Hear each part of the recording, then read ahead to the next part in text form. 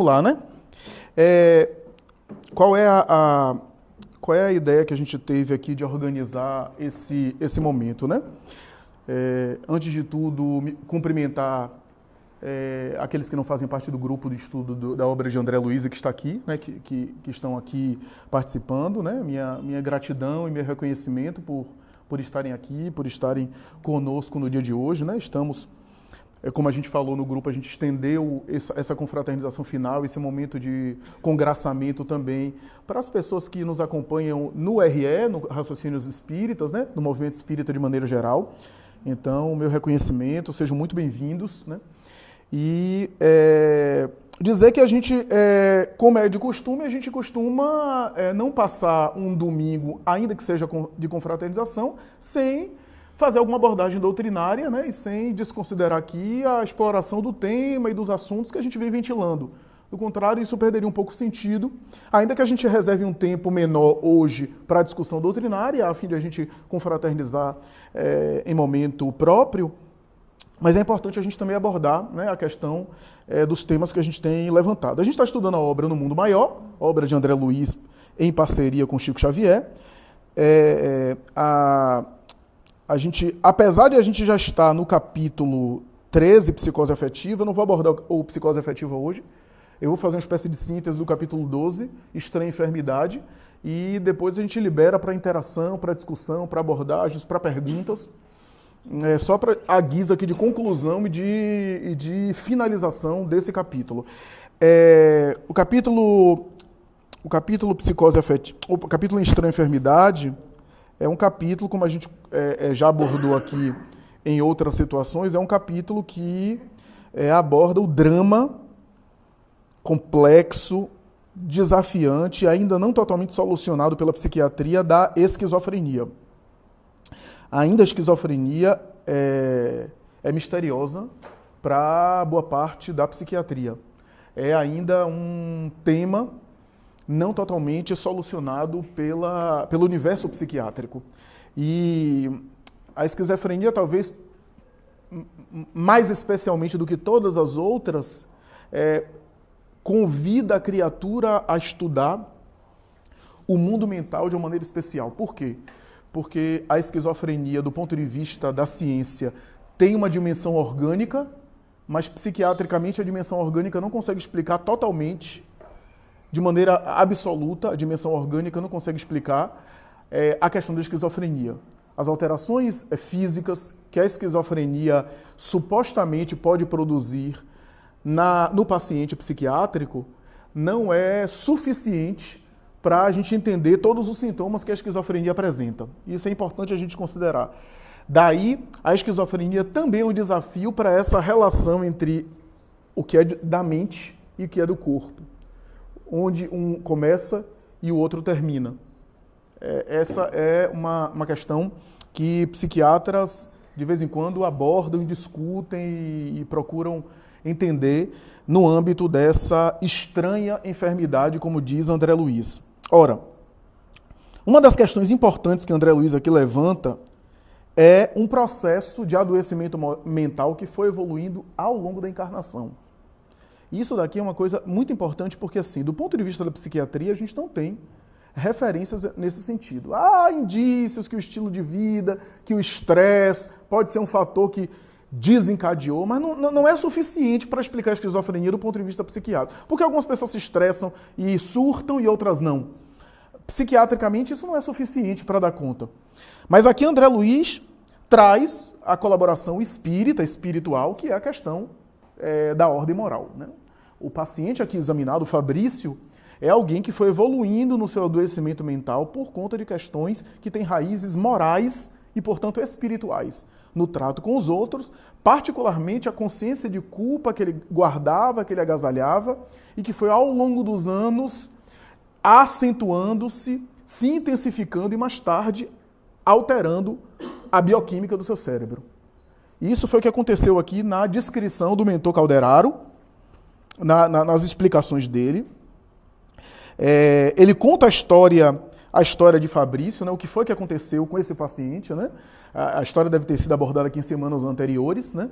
A traição que ele executou em relação aos irmãos, né, com a herança, deixando os irmãos, inclusive, em situação de miséria, de necessidade, né, se apropriando da herança paterna, né, de alguma forma, a ferida e a lesão que ele deixou também na figura paterna, né, e todo o desenrolar da história, né, que não suscitou um adoecimento de maneira imediata. Interessante porque, assim, eu falei aqui, e é uma tese da psiquiatria, que do ponto de vista da psiquiatria clássica, se o indivíduo já passou da primeira fase adulta, né, do início da vida adulta, ele tem muito poucas chances de desenvolver esquizofrenia. Isso, inclusive, é tese de talvez a maior autoridade de esquizofrenia no Brasil, e uma das maiores do mundo, que é o doutor Dal Galarrondo, professor hoje da USP e da Unicamp de psiquiatria.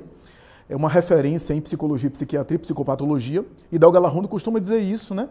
E isso é confirmado por outros autores, de que mais de 90% dos quadros de esquizofrenia se desenvolve no início da vida adulta.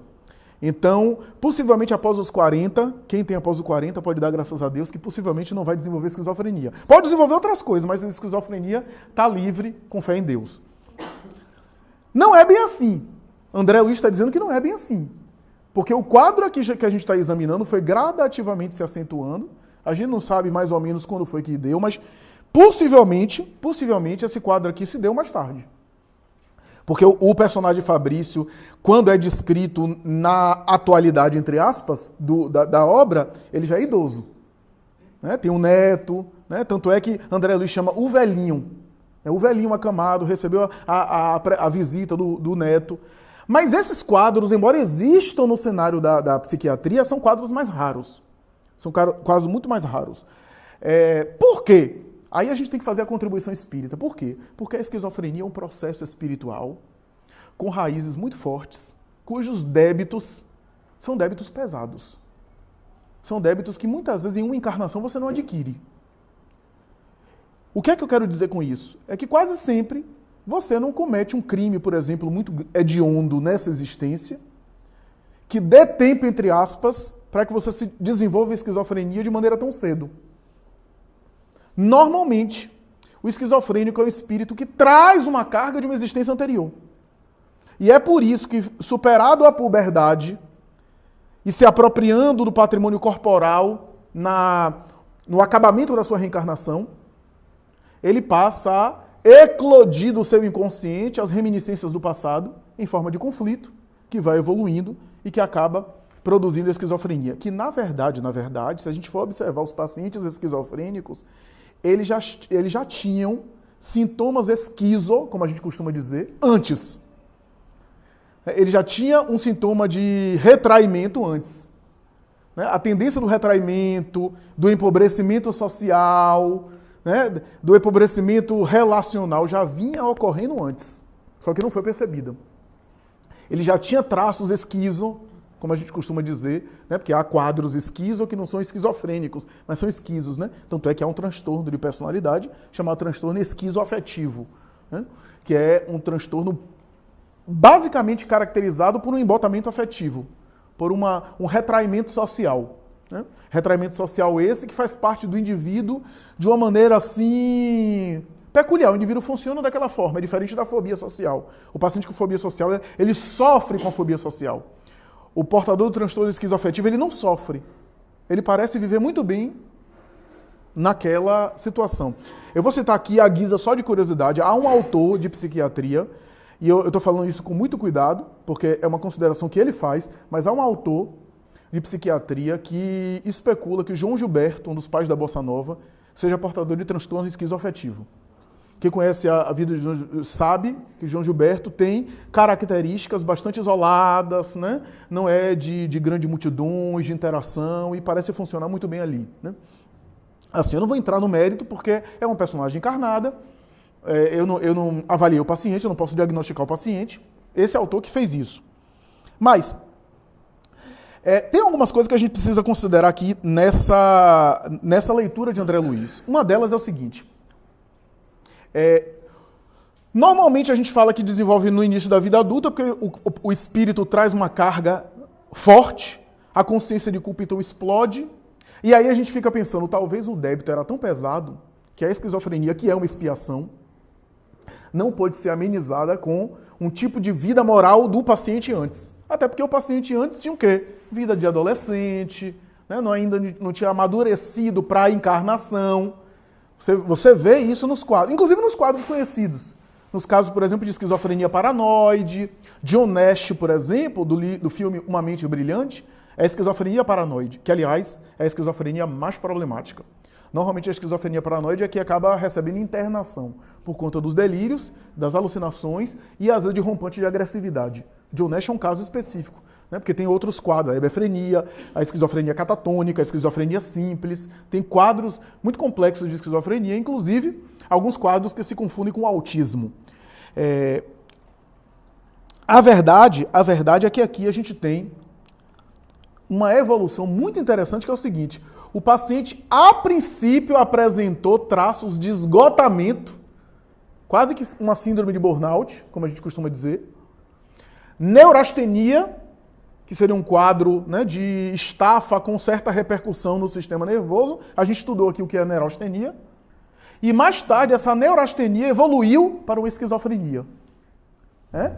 Isso é interessante porque, assim, do ponto de vista clássico da academia, se costuma dizer, não, esquizofrenia é da ordem da psicose, a neurastenia é de uma outra ordem, uma outra estrutura, essas coisas não se misturam. Na prática, a gente vê que, às vezes, essas coisas acabam tendo adicionais, né? Por exemplo, se costumava dizer que o paciente esquizofrênico não deprime. Por quê? Porque a depressão é da ordem da neurose. É uma outra estrutura. E a esquizofrenia é da ordem da psicose. Mas a gente vê esquizofrênico deprimindo. Então, isso é interessante. Tanto essa é uma leitura, uma revisão da leitura psicanalítica, né? Por conta daquelas estruturas freudianas estanques. Tanto é que, por exemplo, o sociopata, que é a estrutura do perverso, da perversão, não deveria, por exemplo, deprimir. E a gente vê, às vezes, alguns sociopatas que aparentemente não têm arrependimento e é indiferente em relação ao próximo, não tem empatia pelo próximo, deprimindo. Então, já é uma outra estrutura que adiciona. Isso é uma coisa que eu estou falando aqui e que é motivo de discussão das maiores mentes hoje na psiquiatria e na psicologia.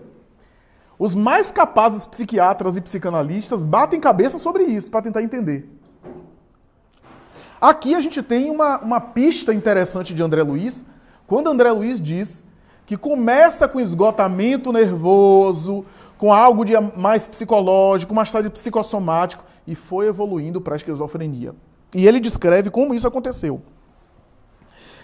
Alto comércio até que baqueou em supremo torpor.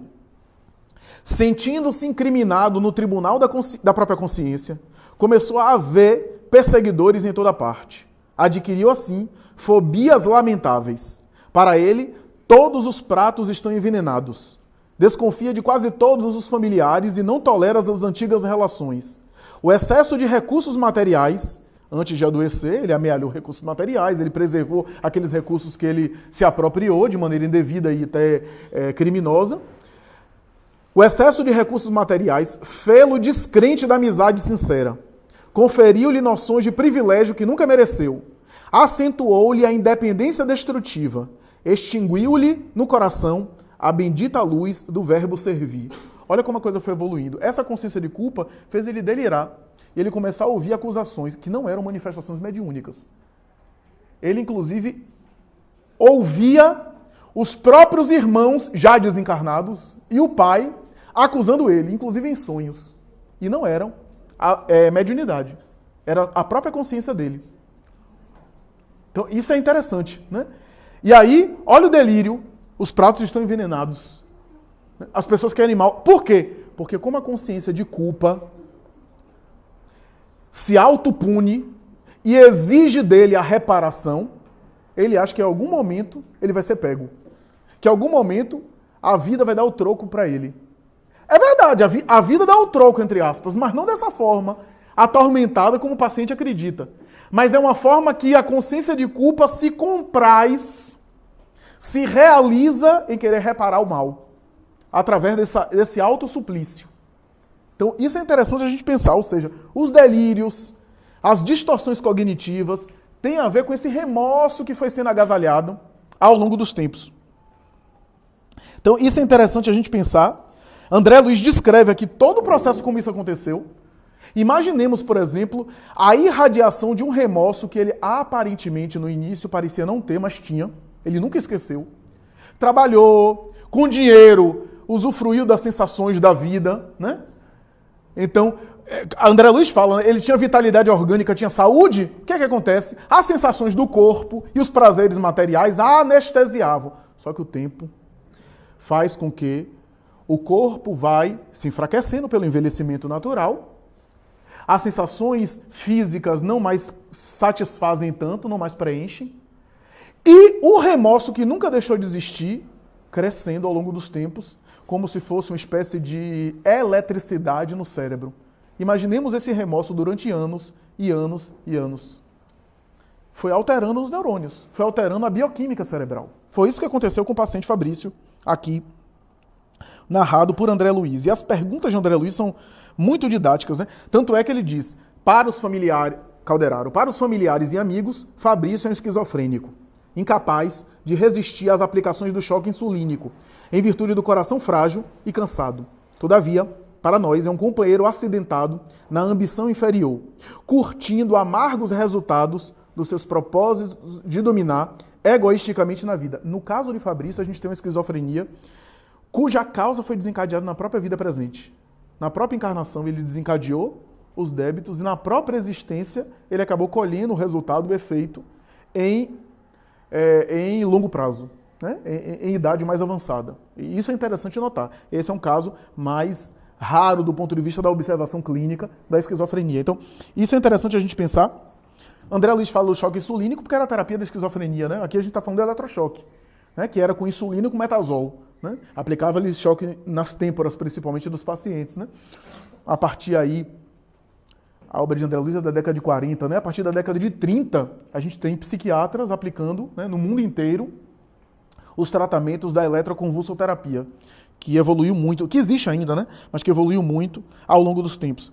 É interessante pensar o seguinte também, que nesse quadro a gente tem um paciente que foi depauperando ao longo dos tempos. A gente tem um processo esquizofrênico que já é a reparação. Veja que coisa. Por um lado, ele, se tivesse feito uma revolução moral, se tivesse empreendido talvez uma renovação de consciência com grande arrependimento, talvez, penso eu, ele poderia reverter essa situação. Talvez. Ele poderia ter evitado o efeito que foi se aplicando nele mesmo ao longo dos tempos. Ele não fez isso. Tanto é que André Luiz vai dizer que ele começou a constatar a necessidade de retificação do erro tarde demais, quando o corpo físico já estava algo comprometido. André Luiz fala isso aqui, que quando ele percebeu a necessidade de corrigir os equívocos que ele havia cometido, retificar o erro que ele havia cometido, o corpo já estava lesado. O organismo já estava lesionado. Então, veja, por um lado, se ele tivesse como profilaxia prevenido esse processo através de uma mudança interior mais intensa, talvez ele teria revertido essa situação e evitado a esquizofrenia. Por outro lado, a esquizofrenia nessa encarnação já é uma bênção. Porque, por outro lado, a esquizofrenia nessa encarnação já é a reparação do erro que ele cometeu. Já é o choque de retorno nessa vida mesmo. O que é uma bênção. Joana de Ângeles, na obra Triunfo Pessoal, tem a análise sobre esquizofrenia mais completa que eu conheço na literatura mediúnica. Ela faz um apanhado, todo esse histórico que eu estou fazendo, inclusive de semanas anteriores, resumindo a esquizofrenia em termos acadêmicos, o que é a psiquiatria, a evolução dos conceitos, para chegar na raiz espiritual, que é isso que eu queria falar, já que eu já abordei a questão técnica em outras semanas, acadêmica. Ela vai dizer que a esquizofrenia tem a raiz numa consciência de culpa tremenda do paciente, que o fator genético é de suma importância. A psiquiatria fala isso, que há uma herança, que há uma tendência hereditária. Aí a gente pensa, e no caso de Fabrício? Que a esquizofrenia foi desencadeada na próxima encarnação. Veja que a genética não consegue explicar tudo. Não consegue dar conta de tudo. No caso em pauta, a gente tem um paciente que gerou a esquizofrenia na própria existência carnal. Claro que pode haver uma predisponência, uma tendência no gene, no genoma, não sei. André Luiz não entra no mérito. Mas a verdade é que todos nós podemos evoluir para alguma doença mental. Todos nós podemos surtar. Né? Tanto surtar quanto desenvolver a psicose, porque o indivíduo também pode surtar e não desenvolver psicose nenhuma, né? Há surtos pontuais, isolados, né? Então, nós temos, portanto, isso. A esquizofrenia, do ponto de vista da psiquiatria, é mais comum nos homens do que nas mulheres. Essa é uma das tragédias de ser homem. Há muito mais esquizofrênico homem do que mulher. Há uma brincadeira entre nós, psicólogos e psiquiatras. A gente costuma brincar dizendo que o útero salva as mulheres. É uma brincadeira, né?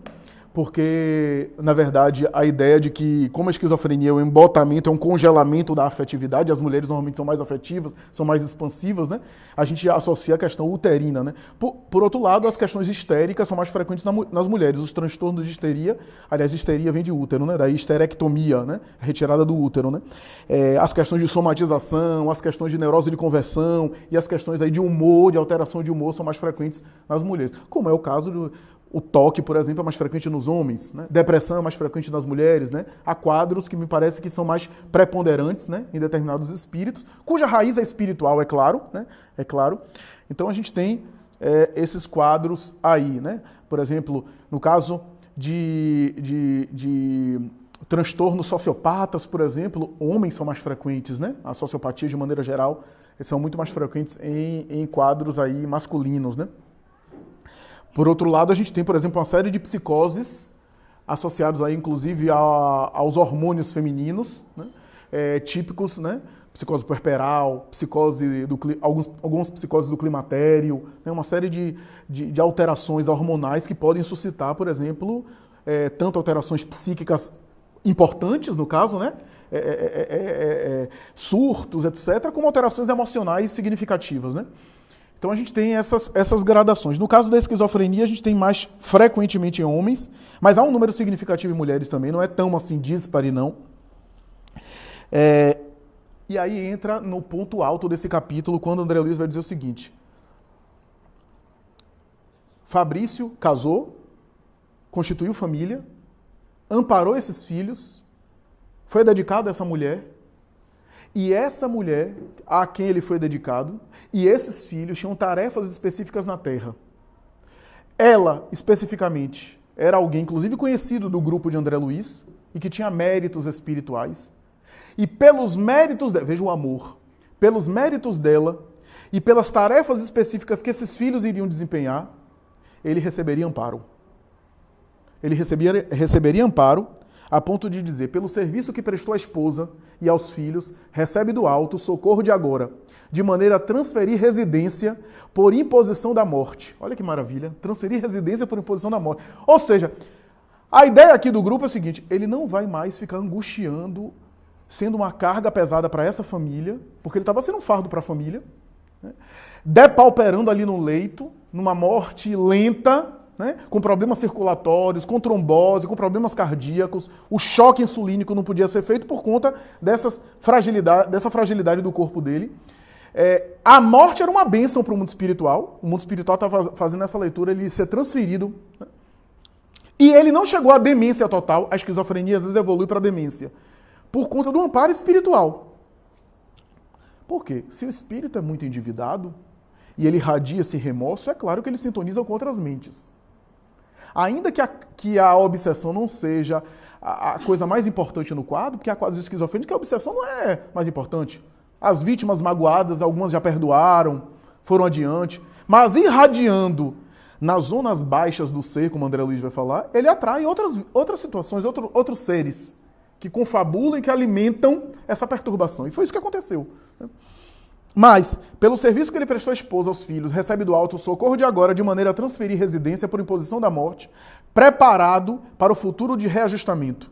As preces da companheira e dos filhos lhe garantem uma boa morte entre aspas, próxima, para a qual vamos organizando as suas energias e habituando para e passo a família a permanecer em missão ativa no bem, sem a presença material dele. Olha que coisa. Quer dizer, por conta do mérito da esposa, principalmente, e da tarefa dos filhos. A desencarnação chegará suavemente dentro de alguns dias, como providência compassiva, indispensável à felicidade do enfermo e de quantos lhe seguem de perto o martírio. Então, vejamos. Aí tem aquela conversa com o neto, aquele diálogo todo com o neto, né? E aí, o próprio Calderaro disse assim, sabe quem é o neto? É o pai.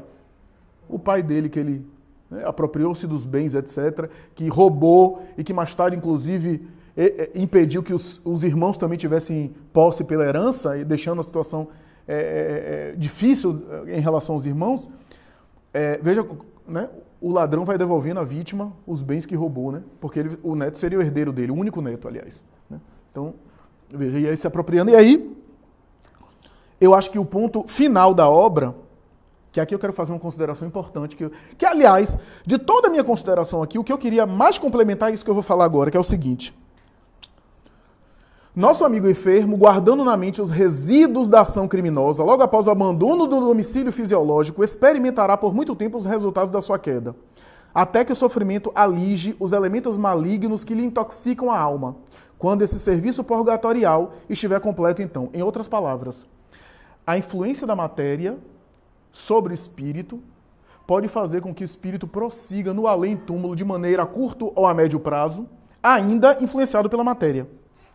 A loucura tem fatores no corpo, mas durante anos sendo esquizofrênico, ao desencarnar ele não vai recobrar de maneira imediata a sanidade mental, como acontece conosco, que a gente não muda de uma hora para outra pelo fato de desencarnar. Né? Alguns hábitos, alguns vícios permanecem em nós, algumas formas de ver a vida continuam, e a gente vai modificando com o tempo quando penetra na vida espiritual. Eu estou falando aqui, inclusive, sem necessariamente vícios, tá? Às vezes, modo de ser, modo de falar, forma de entender a vida. Não necessariamente. Os vícios perturbam mais o espírito desencarnado. Mas, às vezes, a minha forma, o meu jeito de ser, continua. Se eu tenho determinados preconceitos no mundo, eu continuo com esses preconceitos. O fato de eu entrar na vida espiritual não quer dizer que eu mude completamente de visão. Mas, ao longo do tempo, penetrando a vida espiritual, aí eu vou deixando os preconceitos para lá. Eu vou compreender melhor a realidade espiritual. Via de regra, é claro, eu estou falando, né? Genericamente falando. No caso aqui, ele está dizendo o seguinte, uma coisa que Allan Kardec abordou no Livro dos Espíritos, que é, às vezes a loucura exerce uma influência da matéria sobre o espírito que a alma continua ainda sobre a sua influência durante um tempo, até que se desvencilhe completamente dos vínculos com a carne, com a matéria, por uma espécie de condicionamento psicológico. A expressão é minha, não é de Kardec, mas ele fala isso de uma outra forma. Ele fala de reminiscências que ficam no ser espiritual, para além da morte. Então, é importante a gente pensar nisso, né? Ele vai ficar ainda intoxicado até se liberar por completo. E aí, André Luiz pergunta o seguinte, regressará aos seus familiares? Voltará ao núcleo familiar? A princípio, eu responderia logo sim. E aqui André Luiz dá uma resposta que me faz recordar o nosso estudo de Missionários da Luz, reencarnação de Sigismundo. E me faz recordar, inclusive, uma coisa que a gente debateu aqui de maneira bastante importante.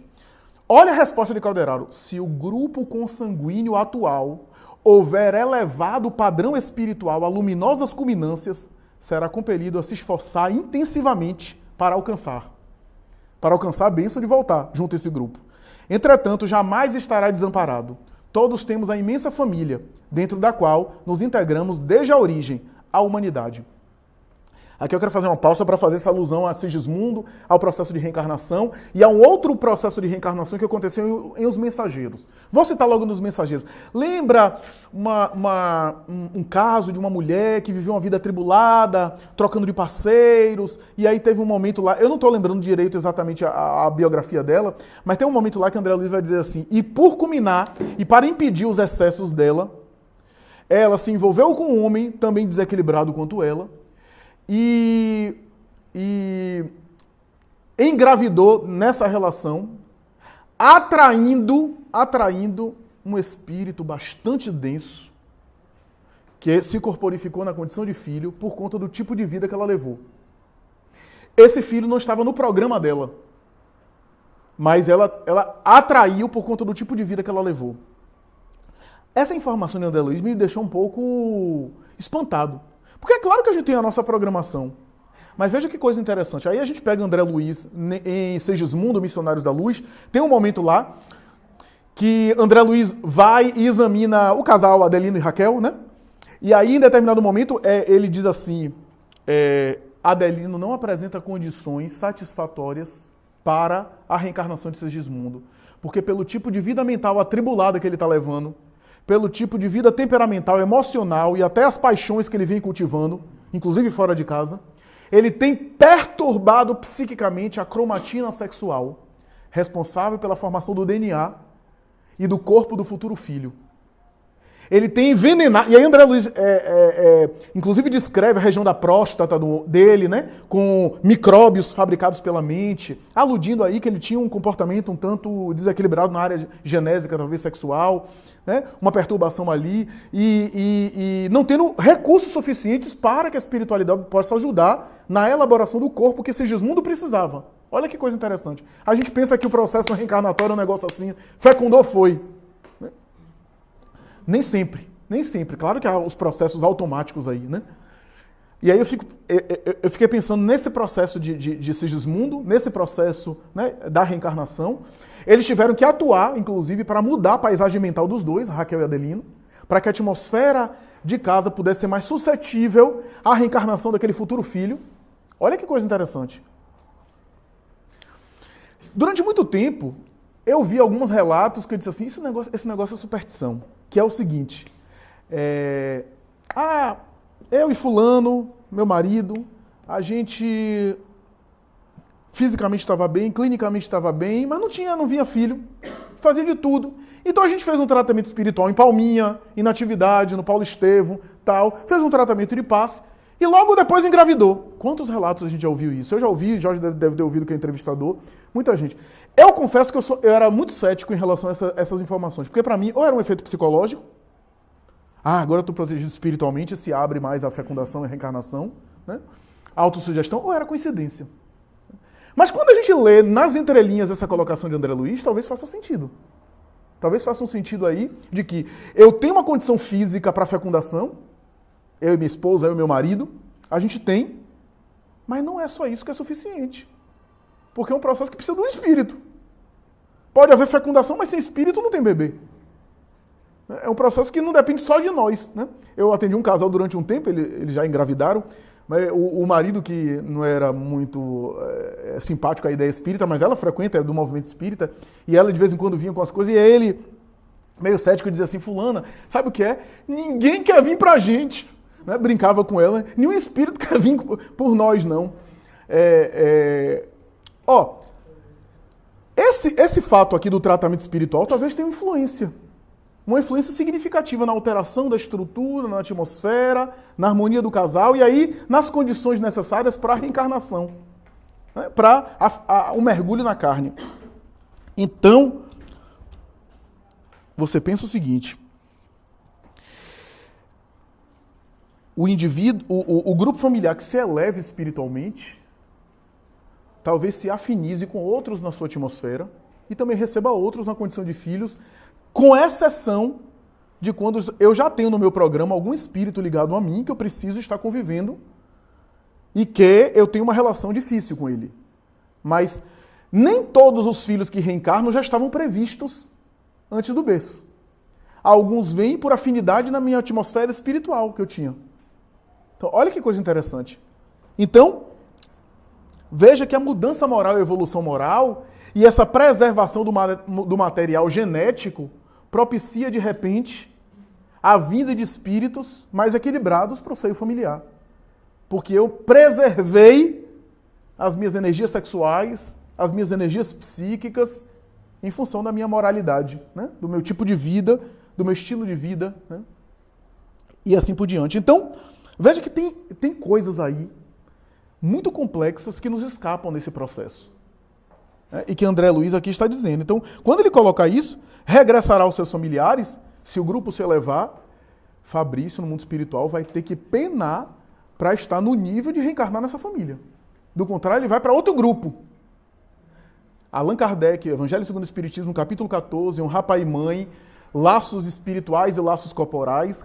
Kardec afirma, frequentemente, as famílias carnais já se reuniam no espaço por elos de afinidade. Se é frequentemente, não é sempre, mas é frequentemente. No entanto, às vezes há o mergulho na carne de espíritos antipáticos ao seio familiar para aprender e se contaminar com espíritos mais evoluídos do que ele. Então, vejamos que aqui está perfeitamente sincronizado com a obra kardeciana. Então, basicamente é isso. Eu acho que esse processo aqui de esquizofrenia esclarece aqui a ideia de que a gente não sabe as raízes da doença mental de cada um. Né? A gente não sabe a realidade mental do outro. A gente não sabe quando o outro pode enfermar. Né? A gente olha para um surto psiquiátrico, a gente não sabe em que situação espiritual aquele paciente se encontra. Se ele está começando a reparação, se ele já está no final do processo. Se aquilo foi gerado nessa existência ou em outras existências. Se ele podia evitar aquilo com o amor que cobre a multidão de pecados. Então, isso basicamente é a reflexão do capítulo 12, Estranha Enfermidade. E olha que esquizofrenia, na época que André Luiz escreveu esse texto, era uma coisa assim horrível. Né? Paciente esquizofrênico era um negócio horrível. Hoje, possivelmente você já pegou Uber, ou pegou já ônibus, e não sabia que o motorista era esquizofrênico. Porque com a evolução da tecnologia das medicações, o paciente esquizofrênico hoje está muito mais reinserido socialmente. Ele não é totalmente, aspas, muitas aspas, normal, mas hoje com os tratamentos psiquiátricos e os tratamentos psicoterápicos, ele consegue se socializar muito mais do que no passado. Né? Até porque tem a esquizofrenia simples, né? Que a esquizofrenia simples não tem essa coisa da alucinação, do delírio que a gente vê nos filmes, né? Que, na verdade, aquelas alucinações de John Nash em Uma Mente Brilhante, é raríssimo. É raríssimo. São raros os pacientes esquizofrênicos que têm alucinação visual. Né? A alucinação auditiva é até mais frequente. Mas a alucinação visual, por exemplo, é raríssimo. Né? E os delírios, né? Principalmente esses delírios mais bizarros que se encontram na esquizofrenia, cuja causa está aí, no remorso. Um remorso acumulado durante muito tempo. Né, cuja consciência de culpa se desdobra nessas consequências. Então, basicamente é isso, vamos socializar aí, para a gente poder, né? Aqui também, ele teve um intervalo assim, não foi muito longo dele reencarnar, porque já está como neto de um dos filhos, né, para ele. Então, logo quando eu estava falando esse capítulo, a gente até ventilou assim, a possibilidade de ter sido aquelas visões dele, aqueles distúrbios, ser uma obsessão. Mas não seria a obsessão do pai, porque o pai, inclusive, reencarnou logo como neto. Então, aí vem essa questão que você frisou aí da esquizofrenia. Já era alucinações da sua relação de culpa, da sua consciência de culpa, né? Que trazia para ele aquelas vozes, aquelas visões, que tudo estava com veneno, que tudo estava contra ele. Achei interessante essa questão aqui. Exatamente, Renilda. Você veja que coisa interessante. Por isso que a gente tem que tomar cuidado em achar que todo processo de doença mental é necessariamente um processo obsessivo. Né? Eu me lembro daquela história conhecida de Ramiro Gama, de Lindos Casos de Chico Xavier, quando Chico Xavier visitou uma penitenciária. Essa história é muito conhecida no movimento espírita, palestrantes contam, que perguntaram a ele se ele estava vendo obsessores ali. Eles, não, estão vendo um monte de mãe aqui. Porque os obsessores, o que eles queriam fazer, já conseguiram. Aqui eu estou vendo um monte de mãe desencarnada ajudando os filhos a não se suicidarem, né, a não cometerem atos de rebeldia aqui. Porque, às vezes, a privação de liberdade da justiça humana, com todos os problemas do judiciário que a gente sabe, já funciona como uma espécie de cirurgia psíquica, né, para aquele indivíduo que cometeu um crime, né? Lembre, por exemplo, eu comentei isso no outro grupo, que em Memórias do Padre Germano, a gente tem, por exemplo, um caso emblemático, né, de um crime que foi cometido, um assassinato, né, e depois de um tempo alguém assumiu a responsabilidade, foi pego, foi preso, né, foi encarcerado, e depois de anos, o Padre Germano, que conhecia o drama, a história, recebeu alguém no confessionário que disse: padre, você se lembra daquele crime que foi cometido não sei quanto tempo? Se lembra, meu filho? Disse: a pessoa que está presa não é o responsável. Fui eu que matei, etc. E ele ficou, e o homem depois se foi. Ele então foi até a cadeia, e foi conversar com o sujeito que estava lá. E aí, quando conheceu a história, foi lá, sentou, começou a conversar, etc. E aí, o padre Germano conseguiu acabar tocando no ponto, no assunto. E disse, meu filho, eu sei, eu conheci agora a história, etc. O que foi que aconteceu? E o homem, então, ficou surpreso e admitiu que não tinha sido ele, mas que ele tinha cometido um crime anteriormente que ninguém ficou sabendo. E a culpa dele era tão grande que quando ocorreu um crime na cidade, ele assumiu a culpa como se fosse dele. Olha que coisa, olha a consciência, né? Que coisa interessante. Aí a gente vem em Pensamento e Vida, Emmanuel dizendo assim, os juízes que lavraram sentenças injustas para determinados inocentes, ou que venderam determinadas sentenças para enriquecimento pessoal, encarcerando inocentes, voltam muitas vezes no mesmo local onde foi magistrado, vítima de uma calúnia, de uma difamação ou de uma situação injusta, onde são muitas vezes justiçados com uma pena, onde são inocentes, né? Por conta de uma situação até. Tem um filme de Hollywood que uma pessoa ficou assim, né? Pegou prisão perpétua e só depois, mais tarde, com exame de DNA, com tecnologia, se percebeu que ele não tinha cometido aquele crime. Ele ficou a vida inteira afirmando que não era ele, né? Pegou prisão perpétua. Tem alguns casos desses, né? Hoje, com a evolução do DNA, principalmente crimes de estupro, fica mais difícil, né? Mas acontecia muito no passado, né? Então, muitas vezes essas raízes estão em existências anteriores, né? Essas situações, né, que ficaram lá. Então, a culpa, como a gente tem comentado aqui, é um fator bastante rico, importante, interessante. A culpa é negativa, mas a culpa também é Deus em nós, no sentido de sinalizar o reajustamento de algo que não vai bem, né? E se a gente pudesse aproveitar a culpa de uma forma consciente em prol da nossa evolução, quase sempre a gente recebe já os impactos da culpa quando a coisa já foi, como é o caso do Fabrício, já se transformou numa expiação, né? Porque a gente não amadureceu antes para se renovar, né? Quase sempre a gente acaba, né, nesses camartelos da culpa dessa forma, né? É isso que eu achei interessante nesse texto, porque quando chega no ápice do transtorno psiquiátrico, há pouca coisa a se fazer. Primeiro que o paciente, não mais das vezes, está medicado, já está com o seu sistema neurológico, né, desregrado. E assim, é interessante que no texto, André Luiz fala sempre que o antídoto é o amor, tanto do paciente quanto da família, né, o amparo fraternal e o trabalho. Só que naquele momento ele já estava inapto para o trabalho. E eu acho importante um ensinamento para a gente, porque nós cometemos os nossos pequenos delitos todos os dias, né? E a gente observar, quando a guião da consciência apontar que a gente fez alguma coisa errada, reparar no instante imediato. Porque aí é um recado, se você deixar essa culpa te atormentar a sua vida inteira, né? Passados muitos anos, vai ficando cada vez pior de você se livrar disso. Exatamente. É aquele exemplo que a gente fala, né? A gente não tem no mundo, eu comentei isso numa palestra recente, a gente não tem no mundo a ideia de que o indivíduo faz um ato de corrupção e diz, não vai dar em nada, não. A justiça não vai me pegar, não vai dar em nada.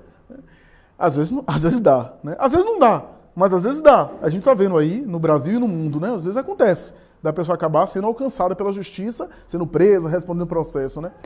Acontece que o indivíduo faz isso com a justiça divina, né? Eu faço as coisas, não vai dar em nada, não, né? Só que está registrado, né, na consciência cósmica, né? O ideal seria não a culpa, o remorso tóxico, mas esse assumir a responsabilidade e o que é que eu posso fazer para me renovar, né? Porque a lei é de aprendizado, né? O processo é de aprendizado. O psicopata, ele tem esquizofrenia? Do ponto de vista clássico, a gente costuma dizer o seguinte, que a esquizofrenia é da ordem da psicose. A psicose é aquele fenômeno que rompe com o real, né? Ou seja, é a loucura no senso comum, né? Ou seja, a alienação. Já no caso da psicopatia, ou psicopata, né, que é um transtorno de personalidade, o indivíduo não é psicótico, ele compreende a realidade muito bem, ele tem discernimento, às vezes, inclusive, tem um repertório intelectual sofisticado. Mas no caso dos transtornos de personalidade antissocial, né, que hoje é o termo que é utilizado, transtorno de personalidade antissocial, sociopata, psicopata, o indivíduo é indiferente em relação ao próximo, né, não tem empatia em relação ao próximo e tende a querer tirar vantagem material, né? O serial killer é um nível grave desse transtorno. Nem todo psicopata é serial killer, que é bem explorado pela cultura americana nos filmes, nos seriados, né? Existe o serial killer, né? Eu acho que o serial killer e esses psicopatas mais graves são indivíduos que já trazem a tendência ao transtorno, mas que às vezes experimentaram algum trauma cuja revolta acabou desencadeando na morte de outras vidas, na destruição. Por exemplo, Ted Bundy, um dos psicopatas mais conhecidos da cultura americana, matava só loiras. Depois se percebeu que uma pessoa da sua vida infantil, que era loira, que abusou dele, que maltratou ele muito. Né? E que ele mais tarde transferiu isso para a vida adulta. Então, estupros seriais, né? Assassinatos seriais, às vezes que é uma espécie de repetição da raiva de uma figura materna, de uma figura paterna, de uma figura parental da infância. Né? Mas à luz do conhecimento espírita, o psicopata é o espírito primário, porque não tem desenvolvido o senso moral. O senso moral é que dá empatia em relação ao próximo, de se colocar no lugar do próximo, né? De ter compaixão. Né? Um indivíduo que tortura uma pessoa até a morte, com requintes de prazer, é um indivíduo que, do ponto de vista espiritual, é um espírito primário, que o senso moral ainda não aprimorou, não desenvolveu. Né? Então, é mais ou menos isso, né? É muito interessante isso, né? Você traz todo o seu passado, né? Está dentro do seu passado. Essa questão aí do neto, né? do neto vir, né? como o pai vir como neto, aí se fala assim, ressarciu, né? o que ele tirou do pai, contra a vontade do pai, ressarciu, vírgula. Ele ressarciu inconscientemente. Ele não sabe que o neto é o pai. Na verdade, ele está lhe dando, retribuindo o que normalmente você faz, né? Você passar os seus para os filhos, para os netos. Mas, conscientemente, ele não fez ainda isso, né? Ele vai ter que ter o trabalho dele consciencial do que ele, né? Que ele deixou de fazer, ou que ele fez equivocadamente, para resgatar essa questão aí. Porque senão fica parecendo que não, ele quitou, não quitou. Quitou nada, porque ali ele não está nem sabendo. Ele está doando a um ente querido. Não foi algo que ele fez por uma consciência de olha, eu estou... Então, assim, tem muitas questões, né? Essa questão de família, ela é muito, muito interessante, porque a gente, acho que em André Luiz, em algum capítulo, ou em outra obra, tem uma passagem dizendo que as mediúnicas, elas são os polos de trabalho da reencarnação. Muitos reencarnantes vão para essas mediúnicas justamente para fazer um trabalho emocional, psicológico, para aquele indivíduo ele venha para aquela família de uma forma mais tranquila, né? Olha que interessante, a espiritualidade tem todo esse trabalho, né? Não é jogado assim, apesar de ter algumas questões que você vem por afinidade, você vem aquela questão mesmo do estupro, né? Não se programou aquilo, vem por uma questão de afinidade, aquele espírito ele foi atraído por alguma afinidade fluídica ali. Mas quando você tem quando o espírito tem uma evolução mediana, que já pode ter, as mediúnicas são utilizadas em várias formas, como o Sigismundo, que não se fala em mediúnica, mas em sono, você vai, tem aquela conversa. Ou seja, para quê? Qual é o objetivo disso? O objetivo não é, né? O objetivo é a evolução do ser. Todo o objetivo, né, que está por trás é o processo, é a evolução do ser. São os equipamentos que a providência divina está lhe dando nesse momento que você precisa para evoluir o que você precisa evoluir. Nós, o encontro passado, a gente falou, foi até Pérez que tocou nesse assunto, do livro 50 anos depois, né? Que o indivíduo está reencarnado com a mentalidade, né, positiva, tranquila, evoluída, mas na outra ele vem dar uma queda substancial, né? E o que é isso? Isso aí, o que ele precisou para a evolução da reencarnação dele, ele teve. Como se fala assim, olha, eu vou lhe dar aqui uma encarnação que você vai trabalhar algumas questões suas para que na próxima você vai ter que passar por outras que você precisa ter essa base. esse pré-requisito, porque senão fica muito complicado, aquela questão do frio e do cobertor, né? Todos os espíritos ele têm condição de superar suas dificuldades. Quais são as dificuldades? As dificuldades todas? Não. As dificuldades proporcionadas por aquela encarnação. Então não vou lhe dar nada que eu sei que você não vai ter condição. Então quando o espírito passou por aquela experiência de uma forma branda, tranquila e até benevolente e tudo, não significa que ele é isso tudo. Ele não teve oportunidades para mostrar o lado dele primitivo.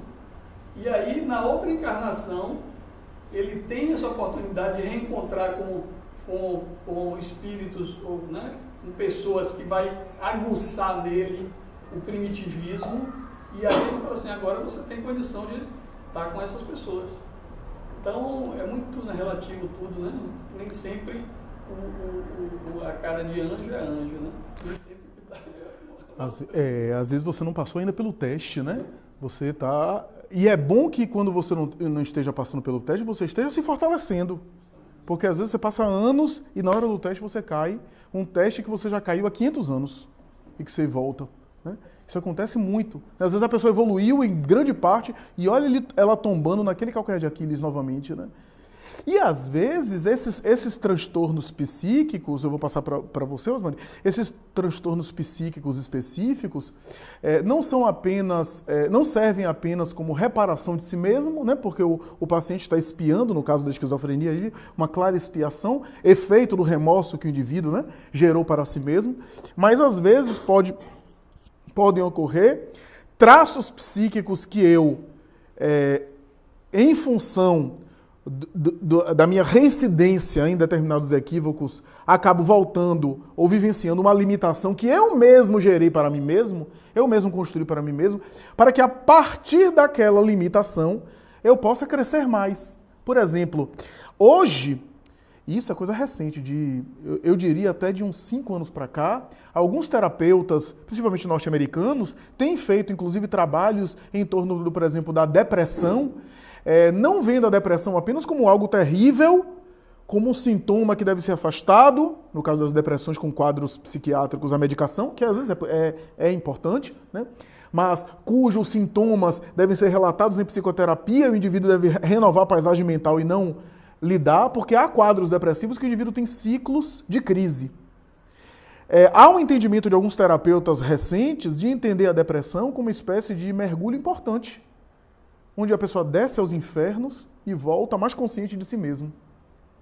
E Jung costumava dizer em uma das obras dele, ele que passou por um processo depressivo, Jung passou por um processo de depressão em determinado período da vida dele, ele costumava dizer de tal forma que só sobe ao acume quem passou pela planície, né? Quem desceu aos infernos.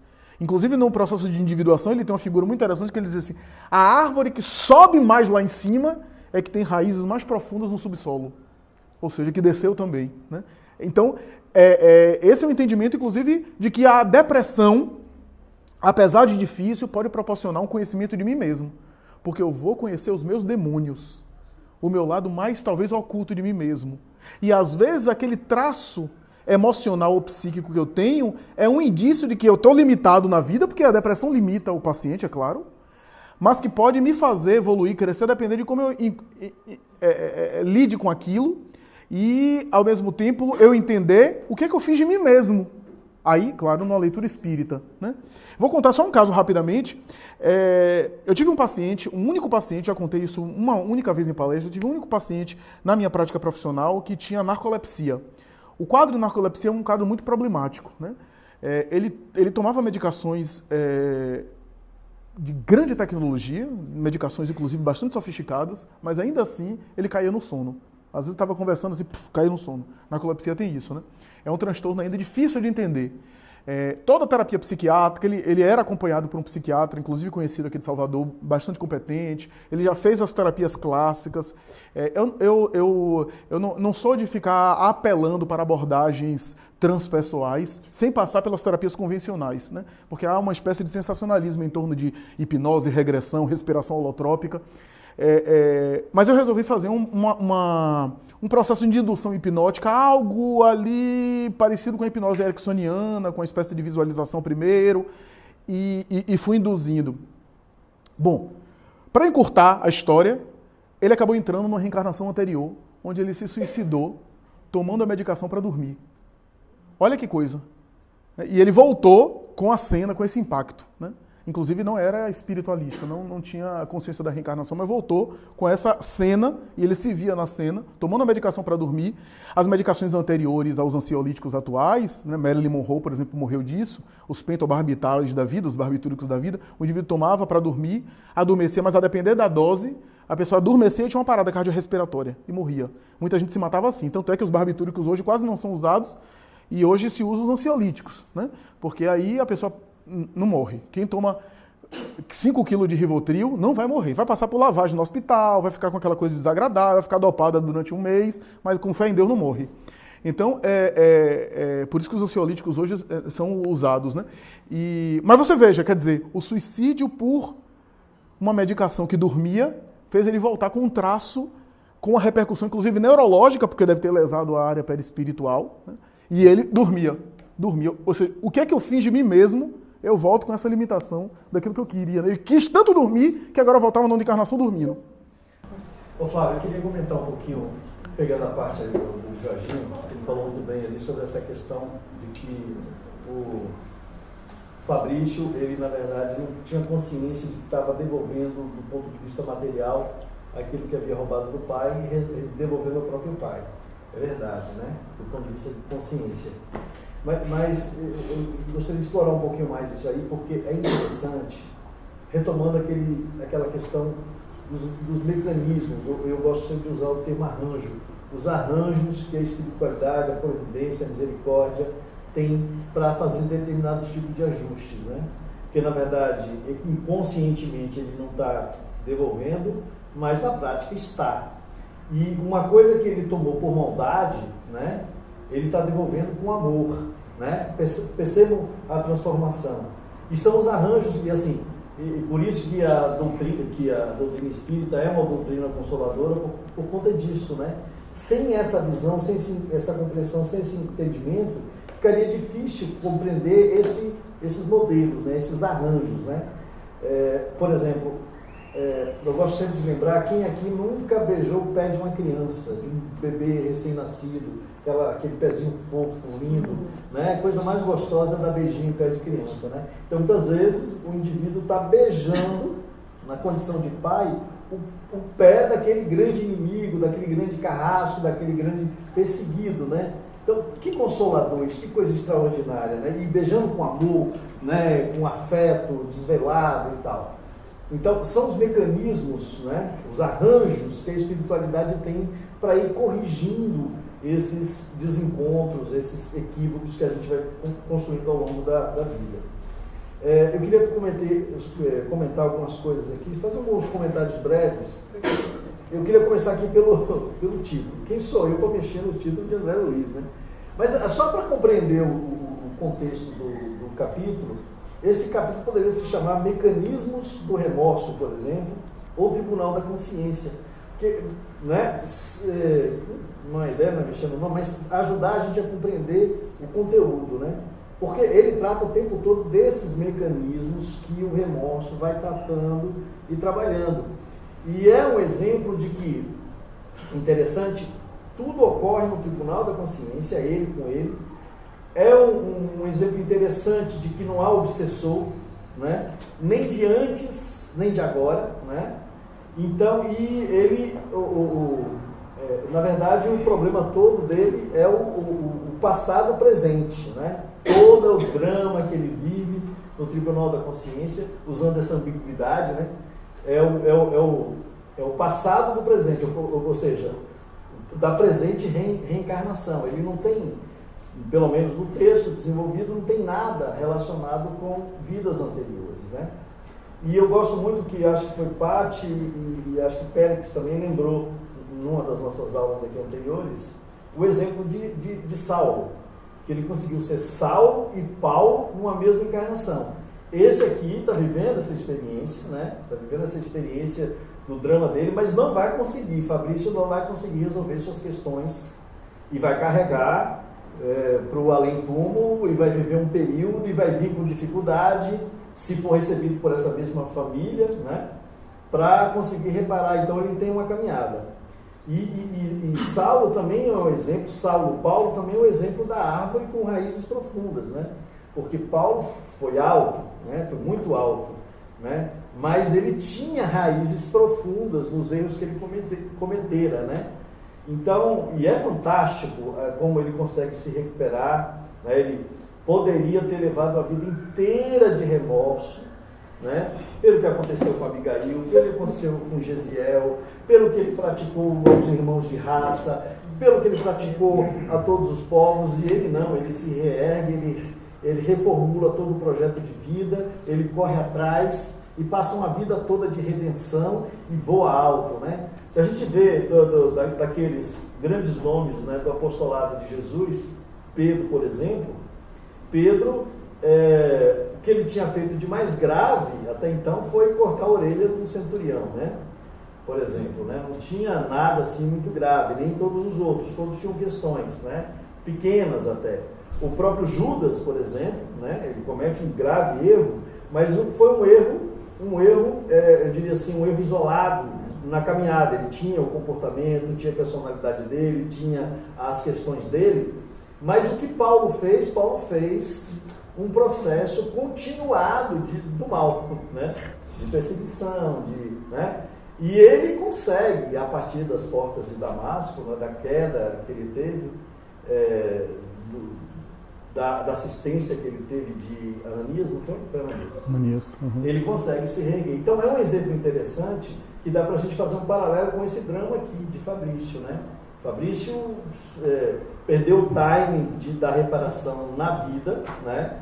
Tanto do ponto de vista material, quanto do ponto de vista orgânico, que você chamou bastante atenção, que ele já tinha detonado todas as condições orgânicas, né? E também as possibilidades espirituais. Tudo desarranjou. A única coisa que teve a seu favor foi o retorno do pai na condição de neto, né? Na condição de neto. E então foi a única bênção que ele teve em relação a isso aí. Era esses comentários. Só para passar para Osmani, porque Osmani levantou, depois passo para André.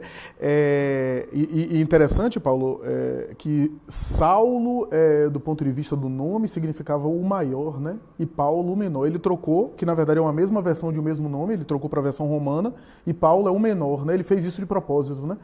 Porque Paulo significa aquele que é o menor, né? Daí paulatino, né? Paulatinamente, né? Vem de Paulo. Osmani. Uma dúvida, né, que o Jorge falou, tem que pensar. Na literatura espírita, diz que o espírito em si ele não regride, né, só evolui. Mas aí o Jorginho falou na questão de uma encarnação correr o risco de pegar tipo uma jornada onde tem outras pessoas e o seu nível vibratório cair. Você fazer coisas que isso não corre o risco de dar uma declinada na sua evolução, mas fazer você descer umas 2, 3 escadazinhas para na próxima você subir? Quando Allan Kardec diz que o espírito não retroage, né, e que ele pode estacionar, mas ele não retroage, é no sentido de que aquilo que eu acumulo em termos de virtude e de experiência, eu não perco mais, né? Agora, o espírito ele pode se comprometer mais pelo seu livre-arbítrio, ele pode adquirir mais débito, ele pode realmente baixar mais a vibração a depender do uso do livre-arbítrio. Ele evoluiu? Não. Na verdade, ele já tinha essas paixões, ele só deu aso, né? Ele só cedeu mais às paixões e adquiriu mais débito nesse sentido. Então, aparentemente parece um retrocesso, não chega a ser um retrocesso, mas chega a ser um comprometimento maior. Você falou sobre depressão.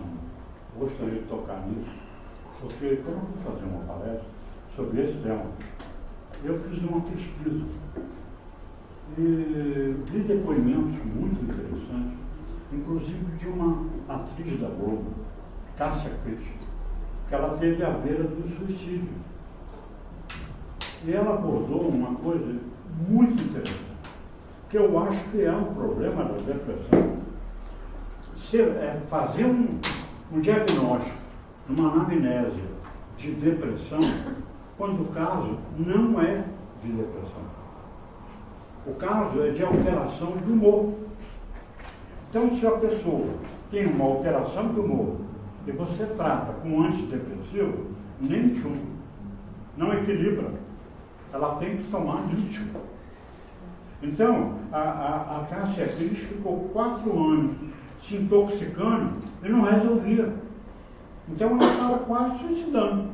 Foi quando ela foi num psiquiatra e ele deu uma eureka, né? Não, isso aí não é depressão. Tem um conteúdo depressivo, mas é um estado alterado. Uma hora você está em euforia, você é dona do mundo, você faz o que você bem entende. Outra hora, você está quietinha, triste, chorando, pedindo perdão. E isso aí tem que ter um estabilizador. Uhum. A história do carbolítio, o lítio, sem me alongar muito, é uma história muito interessante na psiquiatria, porque foi descoberto meio que por acaso. Ele é um sal, ele era utilizado como alternativa ao sal de cozinha, e aí numa experiência lá de um estudioso, um parente dele, eu não me lembro agora o nome do psiquiatra, que tinha alteração da chamada psicose maníaco-depressiva, hoje transtorno afetivo bipolar, euforia e depressão, utilizando o lítio, parecia estabilizar o humor. E meio que por uma coincidência, entre aspas, o lítio passou a ser introduzido e hoje, ainda hoje, para transtorno bipolar, esses quadros de alteração, é o tratamento de primeira linha. O lítio tem alguns problemas que é do metabolismo, por exemplo, quem toma lítio tem que ficar pelo menos de 6 em 6 meses fazendo exame de sangue para ver tireoide, porque ele pode alterar o metabolismo do corpo, mas ele é muito eficaz para tirar a pessoa da ideação suicida. É muito impressionante como o lítio ajuda o paciente que está muito fixo em ideação suicida sair. E ele, como ele é um estabilizador do humor, a ideia dele é essa. Ele nem é antidepressivo, de tirar a pessoa da depressão, nem é um sossega-leão como o haloperidol, quetiapina e assim por diante, que é para sedar o paciente. Ele modula as polaridades. Ele modula euforia e depressão. Então ele é estabilizador do humor nesse sentido. Ele modula essa disparidade da alteração de humor. Claro que a depressão, e Túlio colocou muito bem, é uma problemática que precisa que o corpo, que os tratamentos convencionais sejam acionados, porque às vezes há uma consequência, um reflexo no cérebro, no psiquismo do paciente, mas é claro que a problemática é do espírito, é do ser espiritual. Né? Joana tem uma mensagem que ela diz, a depressão é um problema do espírito que se manifesta no corpo. Então a causa é do espírito, não é o problema do espírito no sentido obsessivo, é no sentido do espírito que eu sou. Né? E é necessário também mergulhar nessas causas. Né? No caso, por exemplo, da Cássia Kiss, especificamente falando, eu acredito que o que eu sei, né, de um relato que eu vi dela é que ela cometeu um aborto na juventude, que isso também pesou, né, no quadro de depressão dela. Né? Há 30 anos ela cometeu um aborto e aquilo ficou. O aborto, a prática do aborto, interrupção de gravidez, é um fator muito constante, eu observo isso no consultório, com relação a depressões em mulheres. É muito interessante isso. Né? E em alguns casos, inclusive em depressão psicótica. Eu me lembro de uma mulher que eu atendi há muitos anos, que ela abortou mais de 10 vezes. Mais de 10 vezes, ela tinha perdido a conta, na verdade, mas mais de 10 vezes ela tinha abordado com certeza. Ela sonhava com criança chorando. Né? Com criança chorando. Então, veja a consciência de culpa se revelando aí. Né? E é muito interessante como isso afeta, né, o humor da mulher. E Jung, na época dele, já tinha comentado o seguinte, ele fez uma observação que até hoje é interessantíssima. Ele diz assim, é curioso observar a menopausa das pacientes que abortaram. Pacientes que abortaram quase sempre têm uma menopausa mais problemática. E na prática a gente vê isso, claro que tem exceções, mas na prática a gente vê isso se repetindo muito. Né? Então, esse é um quadro interessante. Muita depressão em mulheres, às vezes, tem um fator dessa natureza. Um aborto cometido lá na juventude, né, mal resolvido, que foi mal digerido e que mais tarde lá adiante explode com uma depressão. Claro que não é um único fator. Mas veja que aí é uma causa do ser espiritual, né, que gerou uma consciência de culpa e assim por diante. Né?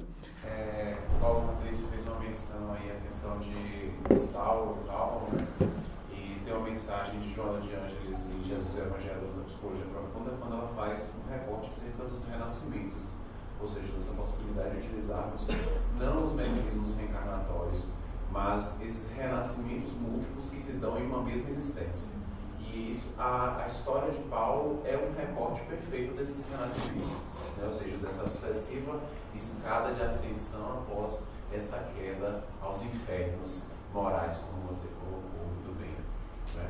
E você no início fez um recorte com relação a uma reencarnação não programada, né? E me recordei de Manuel Filomeno de Miranda quando, em Perturbações Espirituais, vai fazer um recorte acerca também de uma reencarnação não programada, né? Dessa vez com a entidade que estava obsidiando uma encarnada, e num processo de queda moral, esse espírito é acoplado à célula ovo. Então, aquilo não estava programado, mas aconteceu, né? Para forçar, ou de certa forma, fazer com que aquela entidade pudesse dar início ao processo de reparação. Ou seja, aquela obsessão tenaz vai se converter em um mecanismo de redenção que ele mesmo desconhecia. É um processo inconsciente, mas que seria necessário a toda essa concepção, né? E com relação à culpa que você citou, realmente a culpa é algo, é uma instância emocional muito delicada. Por quê? Porque o limiar saudável de elaboração, de efetivo trato da culpa é muito sutil. E quando nós fazemos um recorte com relação à obra Memória de Suicídio, vamos perceber isso, né? Quando todos aqueles suicidas estavam recolhidos, né? E Jerônimo solicita a Teócrito que ele fosse visitar Margaridinha, a esposa, o outro filho, e ele é advertido para que isso não acontecesse naquele momento, quando ele não estava preparado. Ele então, padecendo a culpa, insiste.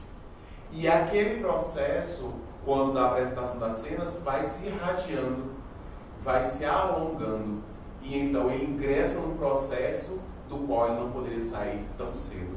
É aquele processo neurológico que a Patrícia cita ali no início, ou seja, a gravidade do problema se acentua, e então ele iria ser direcionado ao enterramento, ao manicômio, né? Os outros iriam reencarnar. Claro, o Flamínio, o Cândido Botelho demora um pouco, até por conta dos relatos, enfim, ele posterga. Mas Jerônimo ficaria naquela instância por um longo período. Então, essa culpa que não foi bem digerida pode descambar, sim, num processo de alienação, um processo outro gravíssimo, e que vai facultar o espírito ampliar as fronteiras do sofrimento, que ele sequer imaginava. Antes de encerrar, acho que vou só comentar, aí ampliando, né? Acho que esse foi um ano muito rico, né? Um ano rico em termos de estudo, um ano rico em termos aí de fortalecimento, de vínculos, dos laços.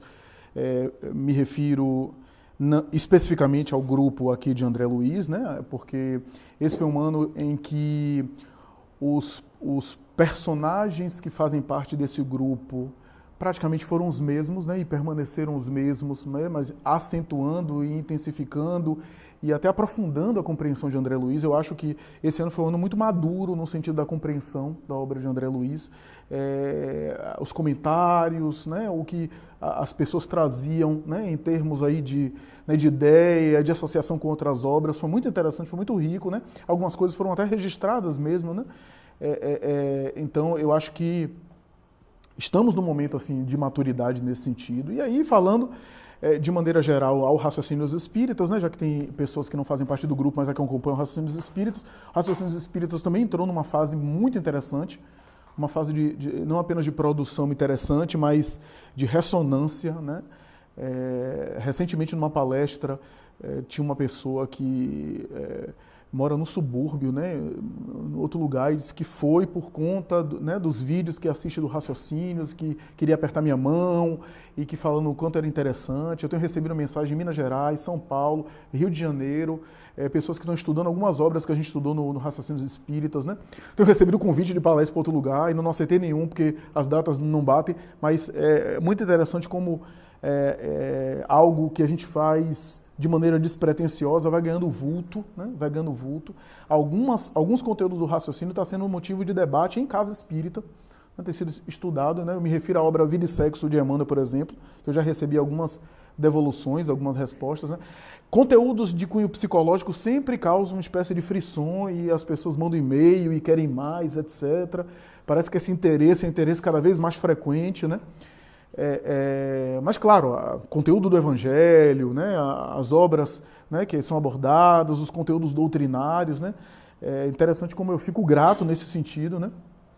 Grato no sentido mais amplo, inclusive, porque, como eu sempre insisto, embora o raciocínio dos espíritas muitas vezes tenha sido alimentado por mim, a minha pretensão é que o raciocínio dos espíritas não seja associado a mim, mas seja um local onde as pessoas possam colocar. Então eu gosto quando há, inclusive, os diferentes estilos e as diferentes formas de abordagem de temática de outros palestrantes que abordam. Então a gente tem aí uma ideia de que 2019 a gente vai... E a gente já está fazendo isso a partir de novembro agora, né?